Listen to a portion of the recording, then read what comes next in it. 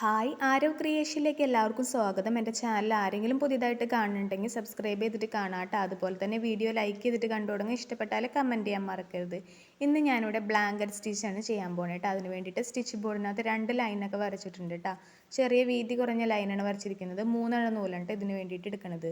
ഒരറ്റം മാത്രം കെട്ടിട്ട് കൊടുത്തിട്ടുണ്ട്. നമുക്ക് സ്റ്റിച്ച് ചെയ്ത് തുടങ്ങാം. ആദ്യത്തെ ലൈനിലാണ് കേട്ടോ തുടങ്ങിയിട്ട് സ്റ്റിച്ച് ചെയ്ത് തുടങ്ങുന്നത്. അപ്പോൾ ആദ്യം നമ്മൾ എവിടെ നിന്നാണ് തുടങ്ങുന്നത് അവിടെ നിന്ന് സൂചി മുകളിലേക്ക് പൊക്കി എടുത്തിട്ടുണ്ട് കേട്ടോ.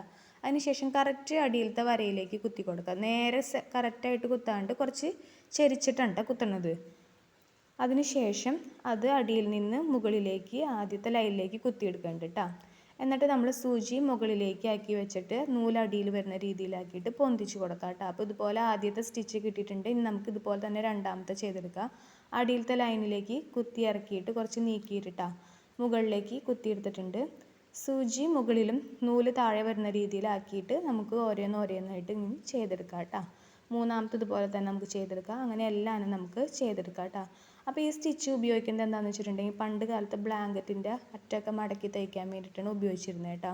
നമ്മൾ സ്റ്റിച്ച് ചെയ്തിട്ട് റാ പോലെ വന്നിട്ടില്ലേ, ആ ഭാഗത്താണ് നമ്മൾ സൂചി അടിയിലേക്ക് ഇറക്കി കൊടുത്തിട്ട് കെട്ടിട്ട് കൊടുക്കണം കേട്ടോ. ഇനി നമുക്കൊരു മോട്ടീഫിനകത്തേക്ക് ഡിസൈനൊക്കെ വരച്ച് റെഡിയാക്കി റിങ്ങിനകത്ത് സെറ്റ് ചെയ്ത് വെച്ചിട്ടുണ്ട്. ഇത് നമുക്ക് ചെയ്തെടുക്കാം കേട്ടോ. അപ്പോൾ 2 ആനയുടെ പടങ്ങളാണ് ഞാനിവിടെ വരച്ചെടുത്താണ് കേട്ടോ. അതധികം തെളിയണില്ല, എന്നാലും ഞാൻ ചെയ്യാൻ പോകുന്നത് കാണാം കേട്ടോ. അപ്പോൾ ആദ്യം നമ്മൾ ശ്രദ്ധിക്കേണ്ട കാര്യം എന്താണെന്ന് വെച്ചാൽ നമ്മൾ വരച്ചതിൻ്റെ ഉള്ളിലായിട്ട് വേണം നമ്മൾ സ്റ്റിച്ച് ചെയ്ത് കൊടുക്കാൻ വേണ്ടിയിട്ട്. പുറത്തേക്കല്ല സ്റ്റിച്ച് ചെയ്യേണ്ടത്, അകത്തേക്ക് തന്നെയായിട്ട് സ്റ്റിച്ച് ചെയ്യാം കേട്ടോ. അപ്പോൾ ആദ്യം ഞാൻ എവിടെ നിന്നാണ് തുടങ്ങുന്നത് അത് കുത്തി എടുത്തിട്ടുണ്ട്.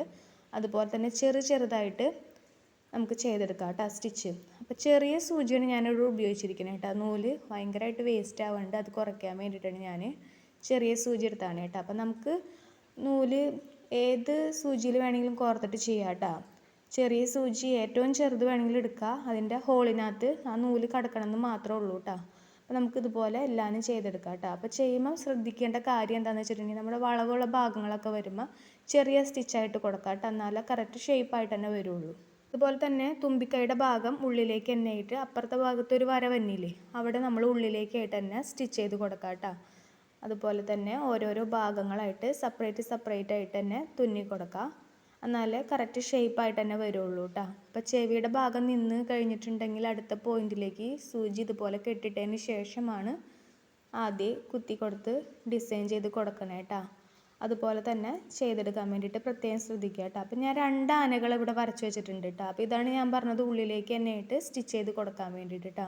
അപ്പോൾ അതുപോലെ നമുക്ക് ഫുള്ളായിട്ട് ചെയ്തിട്ട് കാണാം.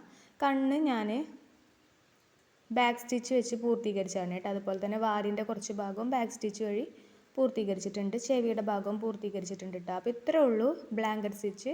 സിമ്പിളായിട്ട് ചെയ്തെടുക്കാൻ പറ്റുന്നതാണ് കേട്ടോ. അപ്പോൾ എല്ലാവർക്കും താങ്ക് യു.